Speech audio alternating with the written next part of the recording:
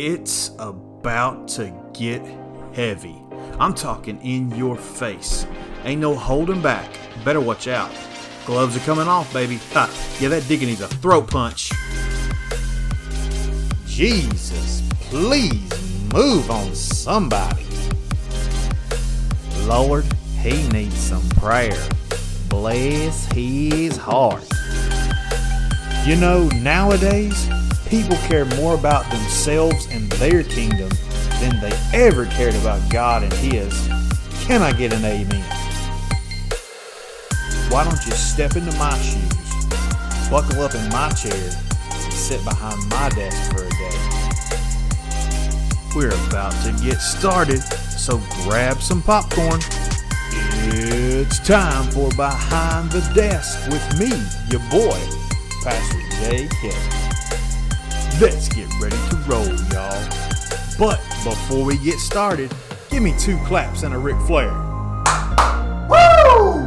Hey, folks, thank you so much for joining us for another episode of Behind the Desk with JK. I am able to introduce you to a gentleman that has played a very important role in my life. His name is Scott Cornett. He is the basketball and baseball coach at Alice Lloyd College, my alma mater. And just a few of the things that I want to brag about Coach is the NCCAA Regional Coach of the Year, not only for baseball, but also for basketball, and basketball 2 years in a row. Now, he was just coaching baseball when I was there, but has also been able to now take on the role of the basketball head coach, multiple conference championships with baseball, a minor league career, signed as a free agent in 1989 with the White Sox, played in Sarasota. During the lockout that hit in the summer of 1990, was actually fixing to move into Double-A. He has an amazing family. He has a daughter and a son. His son's actually in the minor league system now. His daughter has given them a beautiful granddaughter and a grandson. And I'm being completely honest when I'm talking about this. An amazing family, because I can remember the evening that I got injured and ended up being basically a career-ending injury, sitting on the front porch with Coach and his wife, and just how compassionate they were and how concerned they were about me and for me. And that just, it spoke volumes about both of them and their character.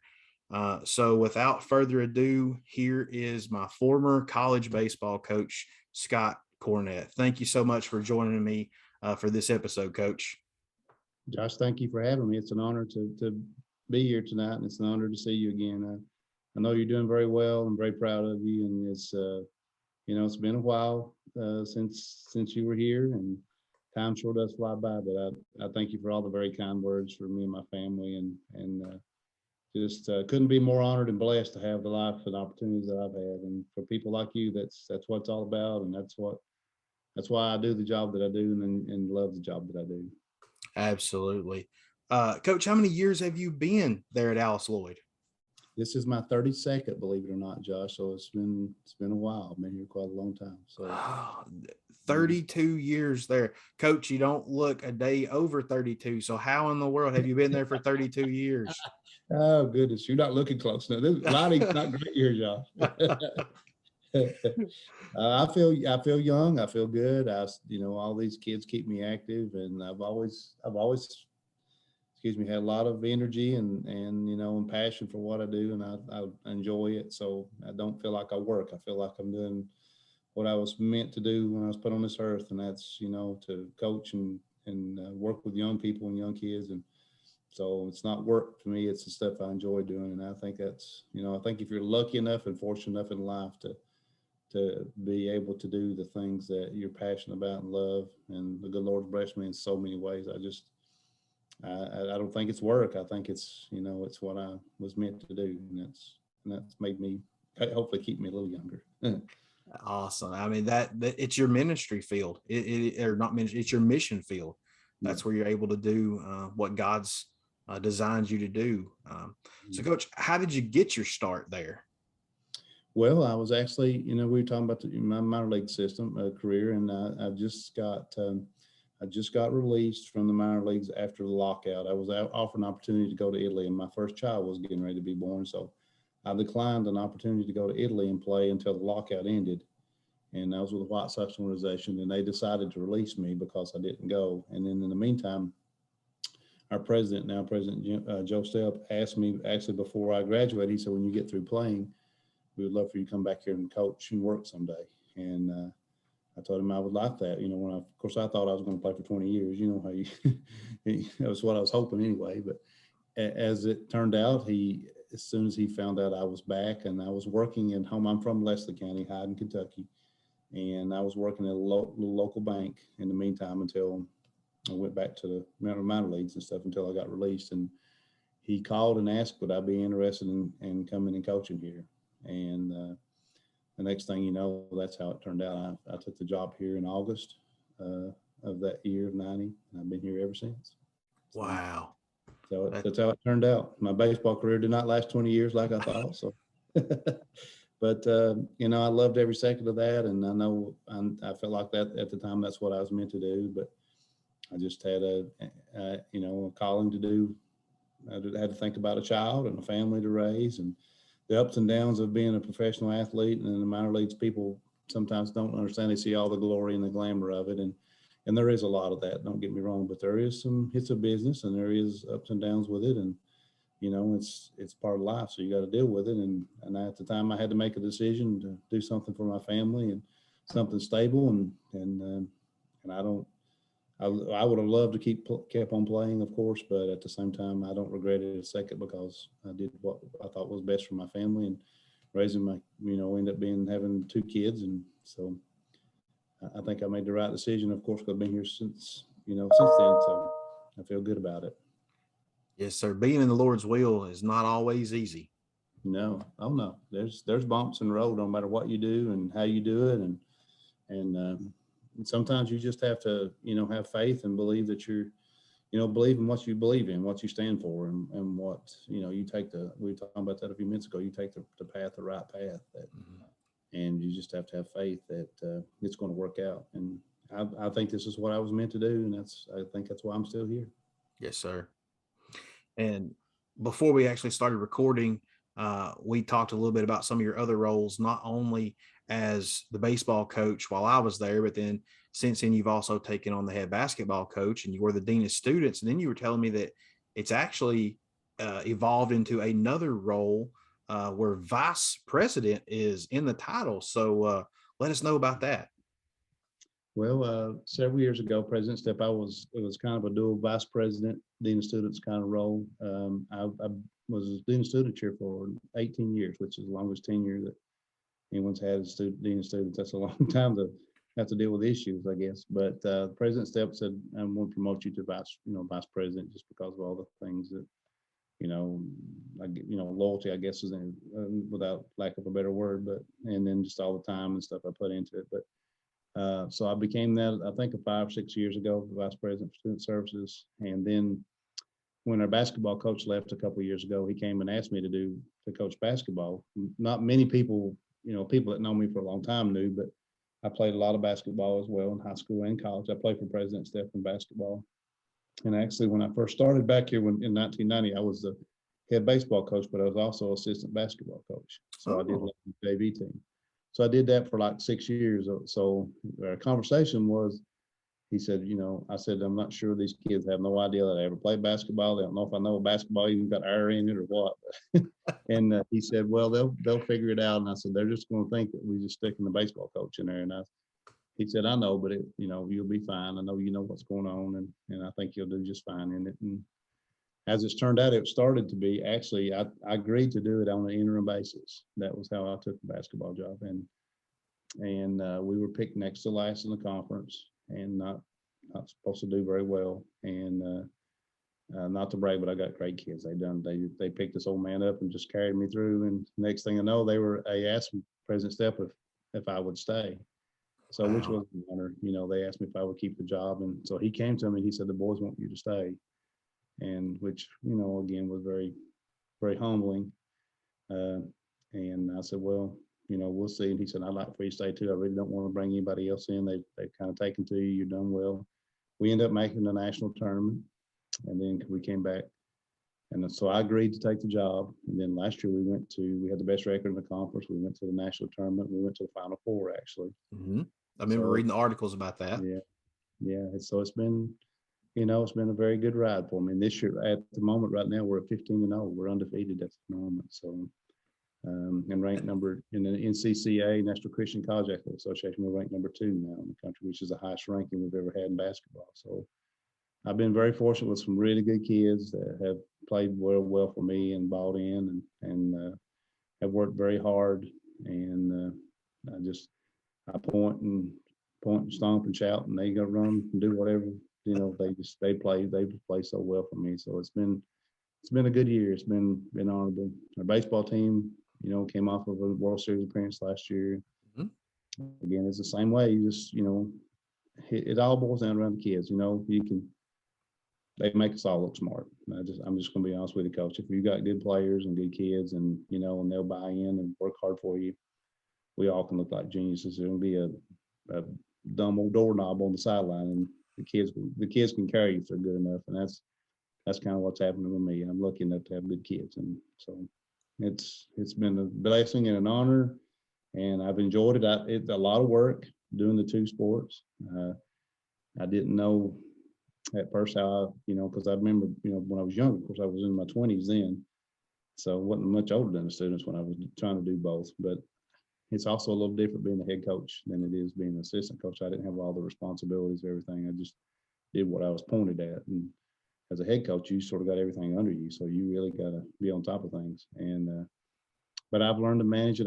My wife is wonderful. She's great. She's very supportive and understanding, and my family all around. There's no way I could do it without it. And I've got good help. I've got good assistance and good help. And with all that, I've been able to manage both of them.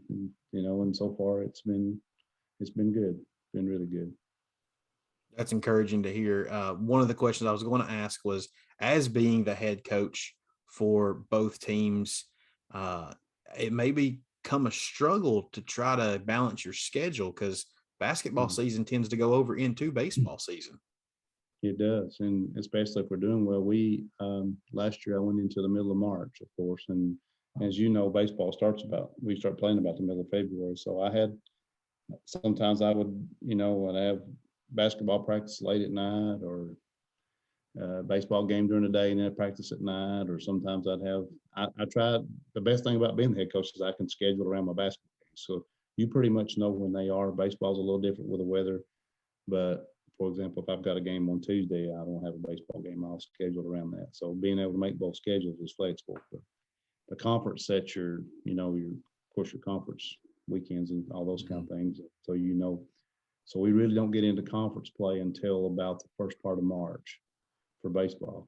So by then, a conference tournament is sort of coming around for basketball. So I've been able so far to balance it where I've really not had a lot of conflict. I've had to do a lot of 2 days, 2 a day. So practice is that way. We all fall long. We practice. I would have basketball practice at 3 in the afternoon, and then at 6:30 I go to baseball practice, and I'd go to about about 8:30 or 9 o'clock, and that's pretty much a typical day with practice and stuff going on. And by the time basketball season actually started, we started opening up and playing. Pretty much fall ball was about finished.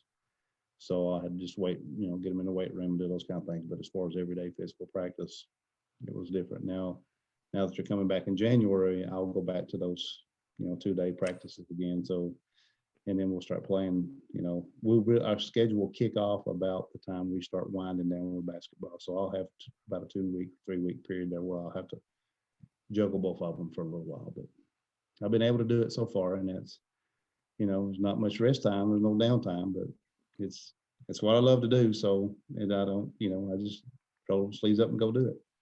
I'll come back and interview you in 3 years, and we'll see how young you still feel then. Yeah, you'll see. if I still have any hair or any teeth or anything. So. Hey, speaking of hair, Coach, look here. Oh my goodness. Yeah. Well, I've got most of mine. So. Mine Oh well, started yeah. going away, so I just shaved it. Well, that's the thing to do. That's what I don't know how I've got mine, and mine's really not gray, but I was amazed because I don't have any gray hair. All this shit ain't because I sure ain't have been put through gray hair situations. Now, we had also talked about this a little bit for the pre-recording.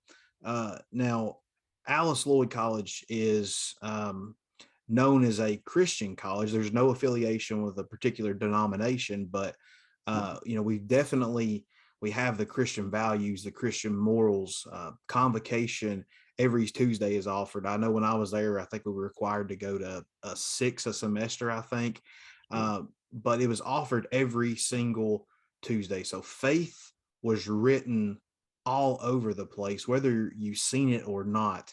I know there was one time that I kind of messed up and lost my faith while I was there and did something a little sketchy, and you were there to bail me out. I had messed up on, I guess, registering a Spanish book, and instead of going and getting another one, another student and myself went in there and got the codes out of books that hadn't been sold yet, and we got found out. And there was a gentleman that wanted both of us kicked out, but you came to our defense. I don't know if you remember that or not, but you came and you helped us out, and you said, boys, if you would have just came to me, I would have helped you out. And that, I mean, I already had your respect from the time you were spending with me on the front porch swing when I was hurt, but that put you over the top, coach. And that showed your character. And I want you to know that I appreciated that. And I appreciate that. And and I don't care who we are, Josh, we all mess up in life. It's just part of life. We're not perfect. None of us are. And Lord knows how many mistakes I've made in life. And and it's just what you make out of it. What do you do with those mistakes? Do you continue making those kind of mistakes, or do you say, no, this is not what path I want to go, and I want to rectify myself and get going the right way. And that's, and I had faith that you would do that, and I knew you would. I felt very strongly about that, and I was correct. And that's, again, all you can do is try to help people because people mess up. I mean, we're young, and at one time you just don't think. Sometimes you try to find the easy way out of things sometimes, and that's not always the answer. And but you by no means are the first, and you will not be the last that will do those. So, but I really appreciate that. I appreciate you remembering that and bringing that back up. I've actually forgotten about it, but that's what we're here for. We're here to help people, and that's what I want to do and try to do, and as long as I can. I mean, that's what the good Lord told me to and put me here to do, and I feel good about that. I want to help people. That's something I've always wanted to do, and because I was a little old poor boy from the hell of the holler, didn't have a whole lot, and I sure had a lot of people help me, and I've never forgotten those things either. So it always stuck with me, and it always will. So, and if I can pay back them back some way by helping someone like you or someone else, then that's what I should do, and that's what I would like to do. It's very much appreciated. And not only does Alice Lloyd there help teach Christian morals and values, but when I was there was one of only 6, but you said now that there are 9 colleges that actually require their students to do work study. And I mean, 10 hours a week, that ain't much. And that's all that we were asked to do for our assignment. Wouldn't you wish that's all you had to work now every week? Oh, you ain't kidding. You ain't kidding. That's a day's work, isn't it? Then I'd be so far behind, I think I was ahead. Yeah. But when you graduate from Alice Lloyd, you have a resume already built up. Mm-hmm. And then not only that, but they're ranked one of the highest in the nation as far as students who walk away after graduation with little to no debt. That work study, we pay off half of our tuition just by working. Then, you could have some scholarships that help out. I think the most I ever paid was one semester. I forgot to do the scholarship in time, and it was like $2,100. That's not bad at all compared to some of these other universities. But my education, at Alice Lloyd is ranked right up there with even those big universities as far as the quality that I got. Not only do they help with all that, but Alice Lloyd is known as Leadership U, and the goal is to champion community leaders with those Christian morals and Christian values and character. And the same rules, I'm sure we were talking earlier, applied from when I was there. Boys were not allowed in girls' dorms unless it was open house. Girls weren't allowed in boys' dorms unless it was open house. And to a 19, 20, 21-year-old, those things, those rules may seem a little lame, so to speak, or maybe even a little dumb. But the older I have gotten, the more I have come to appreciate those rules, those values. I mean, that helped a lot of us young, ignorant guys from making mistakes that could have potentially ruined our lives when we thought maybe they were a little silly. But those type of values are what are missing in our world today. So I am thankful that those are the values that Alice Lloyd stands for, and that you are the man that is there to be able to help these students through those situations. And I want our audience to know some of that stuff, because I'm sure that you have experienced your fair share of pushback because of having rules like that. I'm sure some of your peers from other colleges and universities may have put you down, or dogged Alice Lloyd because of those things. Um, how do you kind of combat or deal with those things and keep choosing to remain faithful to God and staying where He has placed you at? Well, thank you for everything you said, and I think it's right. I think children too. Once you have your own children, you also learn to appreciate a little bit more about certain things and structure. And Amen. that I think it happens to all of us. Because that makes you think more about their safety and what kind of environment you want them to be in. And again, if we're going back earlier, when you're 17, 18, 19 years old, you don't have a lot of worries like that. But as you start your own families, you do change. But back to what you asked about the, the pushback and all that stuff. Of course, like everyone, there's always, people will, why would you stay here? Why would you not do this or all that? I just felt like that I stayed here because this is where God put me, and this is where I belong. And I was put here for a purpose, and I don't question it. I never have. And I also believe in what we stand for. I mean, I believe in our Christian values here at school, and what that Christian flag flying out there on campus that we have flies every day is all about. And I believe in, I believe in what it means and what it does for the world. I think the older you get to, the more you think, man, I wish these values would be, especially our country now in the world as it is. We've lost a lot of that, in my opinion. I think it's only gotten worse. And seems like to me sometimes we're getting further and further away from what the Bible was preaching,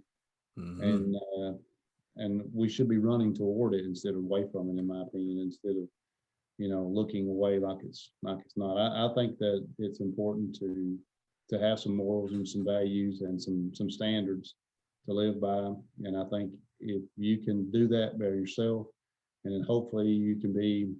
I don't try to push anything on anybody at all, but I try to live a life that hopefully someone maybe like yourself that I could influence, they can look up to me, and I can be the kind of role model and kind of person, leader that hopefully when you leave here, other students have left here, that they can think back and say, that man and his family they live a life that servant leader life that help people and that are living the right way. And that don't make me perfect. Heck no, I'm not.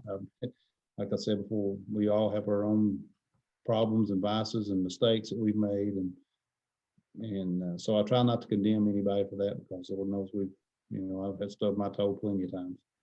But I do want to be an example for kids to look up to, and to hopefully have somebody to model after, and I want to set a good example, and an example that is a caring and loving example, and I think that's important. And one that that hopefully somebody can look back and say he made a difference in my life in some ways, and maybe it's something small, I don't know. But again, I think that's why I was put here, and I don't really I really have not wanted to go anywhere else. When I was younger, I thought about it several times, about because I higher paying job offers and those kind of things, coaching at bigger places and other things. I always had, people say, well, you can go coach somewhere else and you can make a lot more money and you can build a bigger program. You can do this and you can do that. But I always said to myself, this is the place where I can make the most difference. And this is the place and people tell me I love to, I'm kind of one of those kind of people that likes for somebody to say you can't do something. So, and I just love for people to say, well, you can't build a program there, or you can't do this, or you can't coach the basketball team. Someone wrote a letter to the president when I first started doing basketball, and it was not a nasty letter. It was just a letter like, this guy's a baseball coach. Why would you put the baseball coach in there? He don't know anything about basketball. It's going to be a total disaster, all this kind of thing. And wasn't nasty, but but the president actually gave it to me. He said, I just want you to see this. And ask him, I said, can I keep it? And he said, yeah.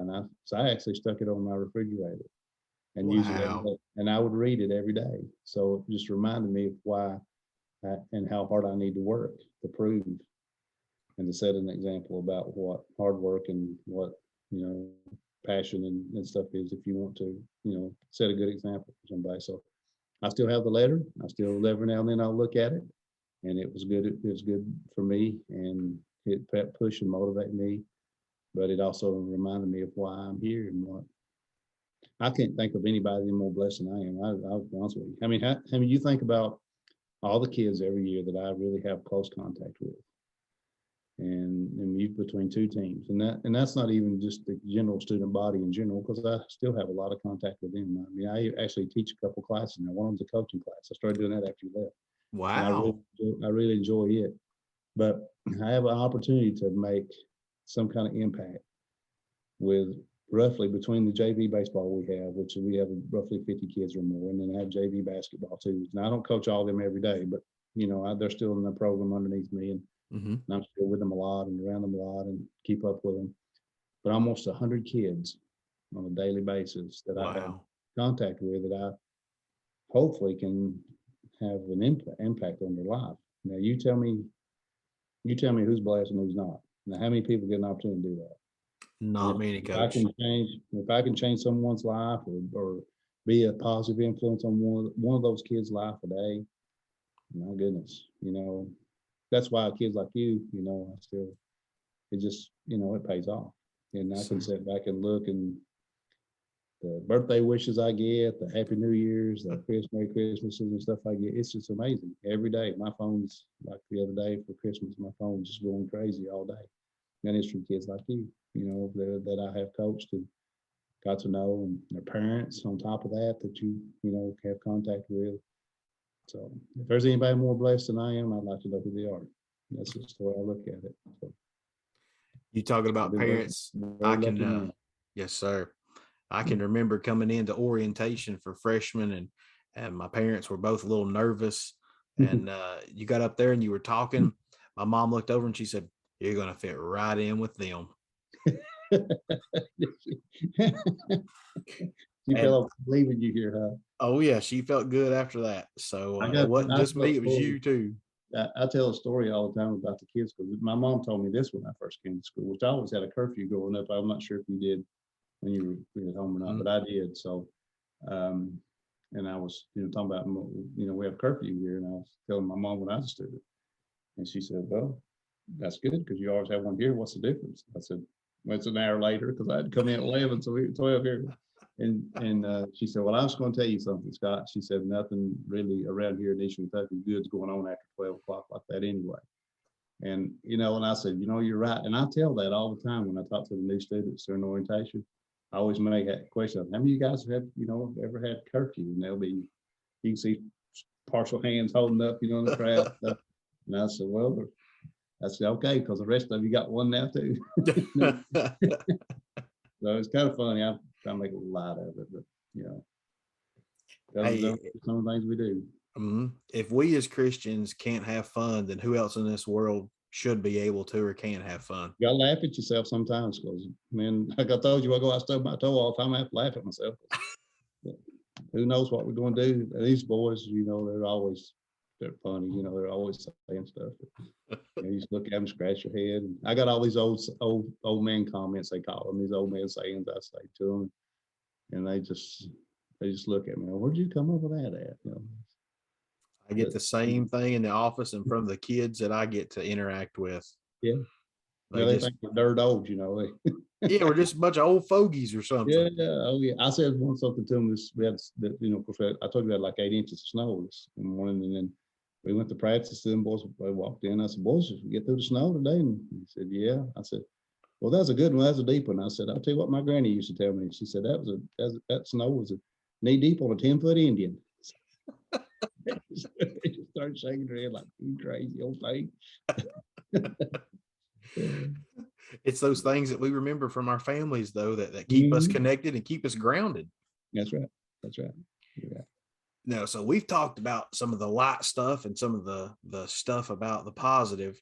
Now I know that there have been, in all the different roles that you've had, there have had to have been run-ins, whether it be with staff, students, or even students' parents over the years.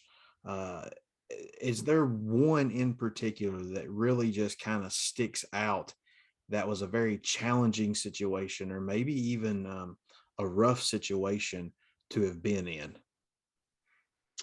Yeah, I mean, again, you can't have all those years of dealing with, you know, parents and student bodies and not have. We had a situation a couple of times. One situation, I had a young man in the cafeteria that I came up and I put my hand on. He was a new student, and he came in about this time of the year, and he was in the cafeteria and he was being pretty loud or something, and I just went over and I put my hand on his back and I asked him to kind of pat him on the back and ask him kind of, you know, to hold it down, not say some of the things he was saying. He was using a little bit shady language at the time, and I said, you know, we just don't say that kind of stuff here. And he turned around and looked at me and dropped a couple of bad words and told me to get my hands off of him, not to ever touch him again, those kind of things. But that didn't go over too well. He didn't last very long. He just wasn't a good fit here. He wasn't, and he didn't want to. I ain't saying that ended his career that night, but you know, we had several talks, and just he just did not seem to want to be here and fit in. Was kind of mad at the world and those kind of things. So eventually, it led to, you know, it led to him not being around very long. He was eventually suspended from school. I've had situations where I've had students get really hurt really bad in car accidents, not pleasant to deal with, or even loss of life. You know, we've had, you know, they had to deal with some of that. So,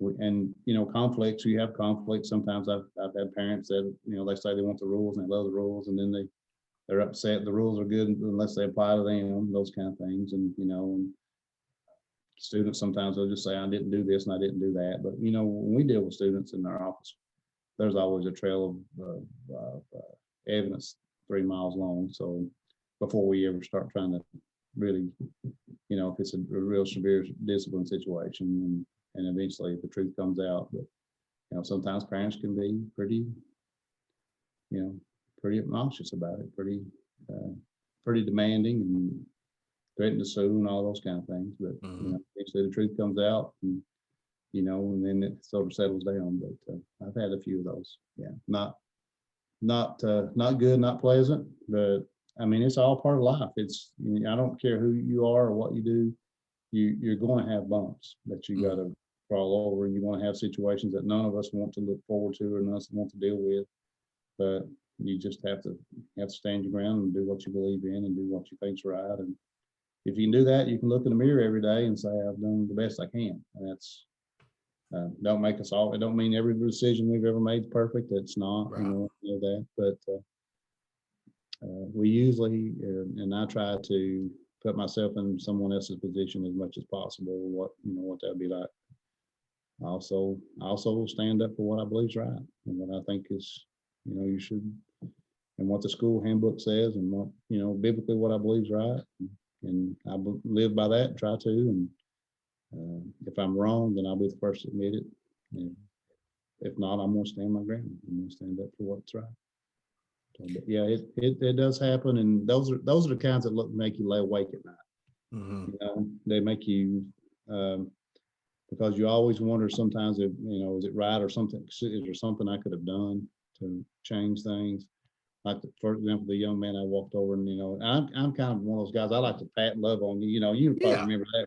I'm one of those guys. I walk up and hug you and just kind of pat you on the back and, mess with your hair or something. I'm just one of those kind of guys. So I always wondered when I put my hand on his back like that, and then he told me not to ever touch him. It was like, is there anything I could have ever done different with him that would have maybe got him to trust me or believe in me? Maybe could have changed him.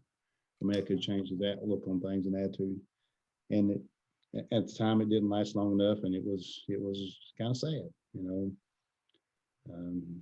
you were just like you don't want to lose anybody. I feel like, it's like, is there something you could do or say that would have maybe changed the outlook on this or how things turned out if you would have just been smart enough to figure out how to go about it? And, and I'm not smart enough most of the time to figure it out. I wished I could. So then I could, maybe done something different that would have helped him or whoever. But the worst thing is when there's a really conflict and tempers fly and people are upset, those kind of things. That's when and it's not always easy. I've gotten better as I've gotten older, but sometimes you just want to kind of lash back after a while because you can only take so much kind of thing. And yes, sir. And as I've gotten older, I've learned to keep my mouth shut and just, okay, those, let whoever continue to not hurting anything. They'll eventually figure out it's not going to change anything. And they'll get over it and move on. So, but yeah, there certainly there have been several of those. I mean, there's been enough to keep you awake at night at times. Those ones where you are awake, are there any, is there any one particular verse or any certain section of scripture that is kind of a go-to for you to help you through those struggles of laying awake at night? Yeah, there's really several. And then one of the things that you can do all things through God, it's one of the things that, I go through a lot when I think about something that, and a lot of times it's more so than the verses with me. It's like, okay, what could I do to change this? What could I do? If I was in Jesus Christ's, position, how would I handle this? Not that I'm not trying to say I'm not by no means, but I'm just saying, Right. what would he say? What would he think about? What advice would he give me to handle this kind of thing? I actually do that probably more than anything else. What I'm hunting for as an answer for me that would help me make a better decision or make a decision that would make a difference. That kind of thing. I do a lot of that. Yes, sir. If that makes sense. I mean, as much as anything else, I hunt for what's right. Much of For the longest time, I would wear the WWJD bracelet, and then right behind it, I don't have it right in front of me. I can tell you what it says. I don't remember what the acronym was, but it was He Would Love First. So that was HWLF. I had that one on there, and that would help me. You get in those situations, and it's like you feel your fist clenched up, and it's like I look down, like I can't throw a punch because what would Jesus do? He would love first. Yeah, and we're all human. I mean, I don't care. We still have emotions and feelings, and I mean, we can be the best at our best and still get frustrated or mad or lose our composure. I talk to my ball team about that all the time, about keeping your composure, because sometimes you're going to get challenged. You're going to get backed into a corner. How do you come out? What do you do to come out of this? And keeping your composure is not always easy. No, sir. And it's and sometimes people will really push you, and situations will really push you. So, again, asking, like I said, what would Jesus do in this situation, or how would he look about what I'm doing? I do a lot of that. I mean, that's really probably the biggest thing. He's thinking, okay, how should I handle this? Because it's not going to be easy. It's not going to be pretty, and I just don't want to make a bigger mess out of what we've already got. How do I handle this and hopefully solve the conflict and solve the situation where we can all, move on in the right way. And sometimes that's a challenge. I mean, it's really a challenge. And sometimes you'll hunt for the answer, even though you you're trying to figure it out. We have struggles. We do. Life is a struggle. Life is not easy for anybody. No, sir. And you just, and how you choose to look at it and how you choose to make things has a huge impact on what you do and how you handle yourself. And I've always been one of those guys, some people are, the glass is half full. My glass, or glass is half empty. I always took the half full glass. I mean, no matter what, there's going to be something, something good come out of it if you'll just be patient and smart and use your head and ask for the Lord's help. You can figure out how to get through it if you try. Yes. One thing that I think I've said on every episode is, try to find the positive in every negative. And that's exactly what you're echoing, is every situation, no matter how bad it is, we can find a positive, something that we can learn that comes out from that. Yeah, one of my old coaches told me, Josh, a few years ago. Well, it's been a long time ago now, not a few years ago, but he said, "Don't you always remember something?" Because he was talking to me about coaching then when I was playing for him. His name was John Ward, who I have the highest amount of respect and esteem for. And Coach Ward told me, he said, "Always remember this." He said, as a player, and I was actually struggling a little bit as a player or something, maybe a little bit of slump or something. But he said, "I know you're going to coach someday, or I think you want to, and I want you to remember this then too. Nothing's ever as bad as it seems, and nothing's ever as good as it seems. So if you can remember that, you'll keep an even keel, level head. And when you think the wheels are falling off the bus, you still got the axles to ride on, So don't fall apart. And then when it's going great, remember that at any moment, you could have a blowout or a flat, and so it's not ever as great as it seems, and it's never as bad as it seems. And I use that a lot. I think about that a lot, and that is nothing else could be more true than that. That's really true. And that is some good advice. Yeah.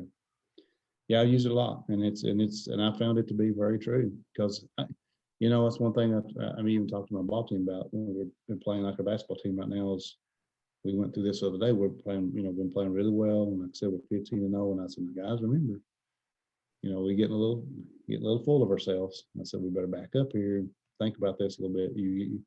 You're just good enough right now to get knocked off, and every time you go play, everybody knows you're not been beaten yet, so they're going to bring their A game to you. Mm-hmm. And if you don't come out with your A game, you start thinking you're better than what you are. Next thing you know, you're going to be laying over here sick at your stomach because you let one get away from you that you probably should have won, just because you're feeling too fat and sassy. And that's, again, life's like that too.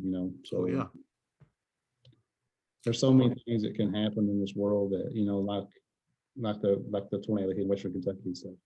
How fortunate we were. We were in Owensboro playing. We went there to play Glacier, and we were in the motel the night when that tornado hit that destroyed, pretty much most of Western Kentucky, and just devastated. And the tornado was supposed to hit in Owensboro where we were at, and they had put us in the, kind of a safe place in the motel and stuff as good as they could. And fortunately for us, it split when it got to Owensboro. Wow. And went around us and hit in Bowling Green. It hit all out in Dawson Springs and, all out in the western part of the state of Kentucky, but it split somehow right before it got to Owensboro and went around us. Now we got some heavy winds and rain and all that kind of stuff, but nothing, obviously nothing like. But now how easy would that have been for us to be the one sitting here, you know what I'm saying? That's so, I think every day you should, wake up and thank the good Lord for what you have, and that He's allowed you to open your eyes again the next day, and for the things and blessings that you have, and because at any minute, anything can happen. So absolutely, none of us want to face that. None of us want to own up to that or face it, but it's the truth. I mean, it's really you have to look up to that. Be ready for that. Be ready at all times. Yeah, you never know. You never know. All right. So we've got through all of this stuff. What is your life verse? I know I told you earlier, be thinking about it. Your life verse that is just one that has gotten you through everything. Mine is Matthew 28, Matthew 28:20. Lo, I'm with you always, even until the end of the world. Him being there, that helps me get through everything. What helps you, Coach? Yeah, I think the same one. I think when you say that, that's the first one that came to my mind. That and that I can do all things through Christ. That was the two that there's so many, but Right. those are two that I can think of. That or John 3:16 is also another one that I think of a lot.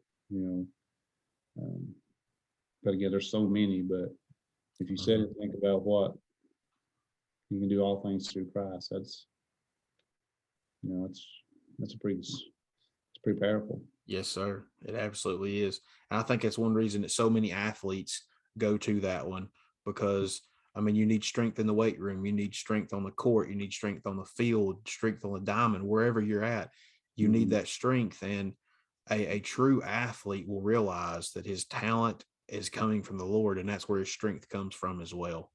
So I think that's one reason why we see them on so many shirts and stuff for athletes. You're right. And and athletes are like anybody else in the limelight. They're confronted with so many different decisions that people don't even think about, don't even realize. And they can be bad things too. You can really be, you can be persuaded in so many ways into something negative that can actually destroy your life. And you have to have some strength. You have to have somebody watching over you if you're fortunate enough to get through that without making, like I said, we all make mistakes, but I mean, make enough mistakes that destroy your life. And you've seen it. I mean, how many big time athletes have you seen, or movie stars, or whatever it may be, people in the spotlight that have made decisions that pretty much destroyed their lives. We've all witnessed it, or it had such a profound impact on the rest of their life that there never was the same. I know I've witnessed a lot of it in my life, and I know I'm sure you have too. Yes, sir. All right. So I always ask that question. And the next question that I always ask is, what do you see as your goal for the next 3 years? Well, that's a good question. My goal for the next 3 years is, of course, honestly, to be as good a person and leader as I can possibly be a good husband and a good father and poppy, as they call me. I want to do the best possible job I can as a coach with these kids and impact their lives on and off the court as much, and on and off the field as much as I possibly can. And I just want to live a good, healthy life and with my family, and again, continue the blessings that I've had. My goodness, I'm going to keep asking for those blessings, because I've sure had a bunch of them. Yes, sir. I'm hoping in 3 years they continue.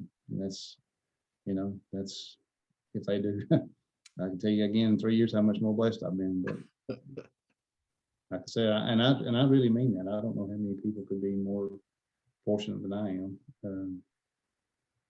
That don't mean I've not had bad days and stuff, and not had bad things happen. I have, but I've had an awful lot of good things to be grateful for too. And I will never. If I go tomorrow, I will never ever be disappointed in the opportunities and the graces that I've had laid upon me. So, if anybody ever asks you that question about me, that's something you can say. He sure was grateful for all things that he's been able to be blessed with.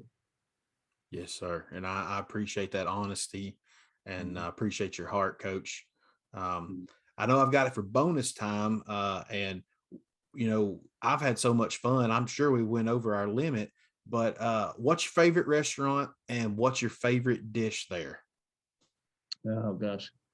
Well, I like Cracker Barrel. I like Texas roll. I'm old country boy, so I like Cracker Barrel, steak, anything like that. That's probably not. I like country fried steak from Cracker Barrel. Those kind of things. I like biscuits and gravy. I'm a big boy, so I eat good. So I was raised on a farm, so I've raised on fried food and good old fashioned pork chops and fried chicken, and so the stuff that's stuck to your ribs. Yeah, yes, but yes, sir. I like to eat. I do too. Somebody told me one time, they said, you'd rather pick on me than eat, wouldn't you? And I said, yeah. They said, by looking at you, you must not get to pick on me too much then. Well, that's I was just telling you, my wife made, she made chicken and dumplings tonight and cornbread and all that. So I eat really good before. I was trying to eat before she said, I'm gonna get this before because I know you got this interview tonight. And I said, yeah. But she was fixing me supper before you eat, so she knows I like to eat good old fashioned grub. I always said if I can't spell it or pronounce it, I'm not going to eat it. So I go pork chop and chicken. Well, I always said I'd eat anything that wouldn't eat me first. Eat the table leg. I did get an octopus on a fork one time and got it up to my mouth, and then I sniffed it. And I was like, nope, not doing it. Yeah, I'm not real adventurous though. I'm not. I'm pretty much plain Jane. You can make a straight menu for me, and it's fried potatoes and cornbread and those kind of things. I'm real easy to cook for.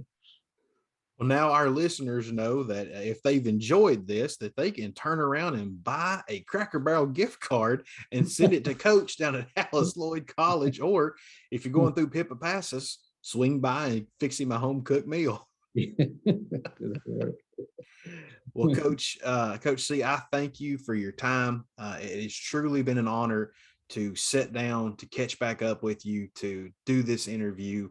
I appreciate your heart for not only the game of baseball and now basketball, but also your heart for these young kids, and that you're setting a solid example for them. You're helping them provide them with a good education. And it's obvious that, like a lot of pastors say, you're in it for the outcome, not in it for the income. So I'm thankful for that heart for the Lord that you have.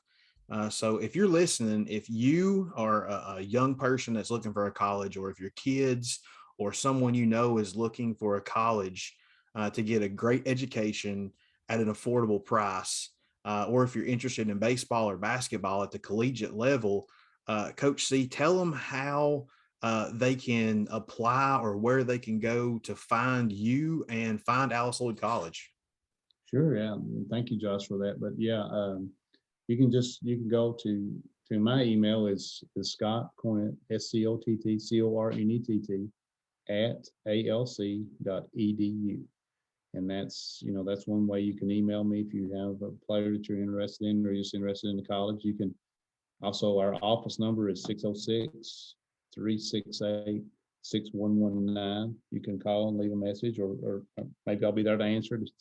May or may not, but if you leave a message, I'll get back to you, or somebody in the office will, if you have someone that's interested in the school and what we're trying to do. And of course, you can always go on www.alc.edu and look up our website, and look at the college if there's any interest in there and that, and to see what different programs we offer. We have a very good school. It's a small school. We have roughly around 600 kids or so a year, so it's very, very small. We're one big, huge family. We know each other, and we eat together, and we hang out together, and it's a small campus, about a half a mile wide, but it's a beautiful campus with the really nice facilities, and just a good, strong faculty, and you get a chance to work for your education a little bit, cut down on the cost. And as you mentioned before, and we're one of the best schools in the country for the least amount of debt. We've actually been number one many years, many times. We offer a lot of really good programs, and have a lot of really good graduates like yourself that have went on and done well with their lives and stuff. So certainly welcome to get up with me in any time, and anybody here to school, and maybe somebody try to help you. Now, usually I cannot remember what I had for breakfast on mornings, but I want to see 100 Purpose Road, Pippa Passes, Kentucky. Yes, sir. That's correct. Now the zip code, I know I'm not going to be able to remember. It's 41844. 41844. So there's where you can send that Cracker Barrel gift card to 100 Purpose Road, Pippa Passes, Kentucky. But before I let you go, you made a comment in the pre-interview about my hat. I came into your office because I got hurt my freshman year, right after fall ball, and that was I pitched one time after that, and that was the end of that. That's part of my testimony is I had put baseball in front of God, and God said, I'll take it away from you then, son, if you're going to put it in front of me. But I walked into your office and I said, Coach, I know I'm not playing my sophomore year, but how much would you take for one of those hats? And you gave me this hat, and then you turned around and you gave me this hat. And then I still have these two hats from my freshman year. So I keep these bad boys safe in my hat box with all of my other things. And I appreciate the time that I had there. I appreciate you, Coach, and everything that you have done for me and encouraging me and agreeing to come on here and share your heart. It's encouraging to me, and I hope our listeners and our viewers, I hope it's encouraging to them as well. Well, I appreciate that, and it was an honor to have you, and it was unfortunate that you had injuries, but it's, again, we talked about those things in life that you just have to make the most of it, and you found a way to. It's not as bad as it seems, not as good as it seems. So you found something good out of that, and made something. You took something that bad happened and made something good. But I appreciate you, and all the kids that I've coached, I love them, and they're like a second family to me. And it's impressive that you still got those hats. I'm impressed with that, and they still look like they're in really good shape. So you took good care of them. Well, the one thing that is, I got such a big head. Every single one of them I had to cut to actually get to fit on my big old melon. Yeah. The one I've got on now has cuts on both of the sides of it. Apparently your head still grows even after you've turned 19, 20 years old. It keeps going. I would say it's your haircut, but that would not be true. But if I hadn't have shaved this morning, I probably wouldn't have been able to get this one on. We need to send you another one, probably. Well, I appreciate you, Coach. I love you, man, and I love the heart that you have for God. Thank you for having me. And it was an honor. It was an honor coaching. It was an honor being on here tonight. And again, I just appreciate all the opportunities I've had, and for getting to coach people like you and kids like you. See, how much better can it get? You think about it. I mean, how would ever I have been able to meet you in my life without that? Exactly. So you think about somebody's had it good. I've had it pretty good. Yes, sir. All those kids. I try to remember that every day. Yes, sir.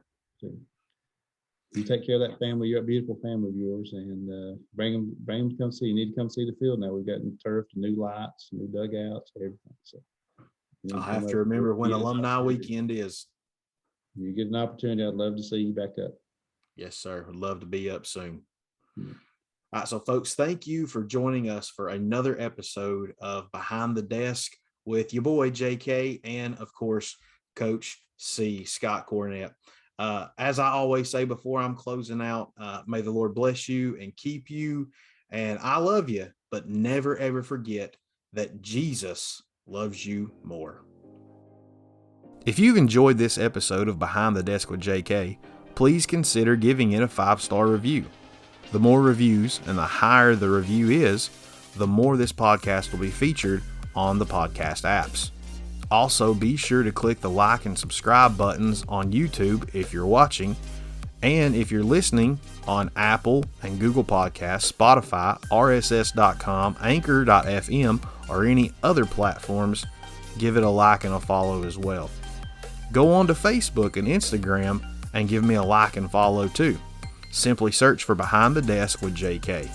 If you have any questions, have any potential guests, or if you would want to be a guest on the show, you can send an email to btdwithjk@gmail.com. Until next time, take care and God bless.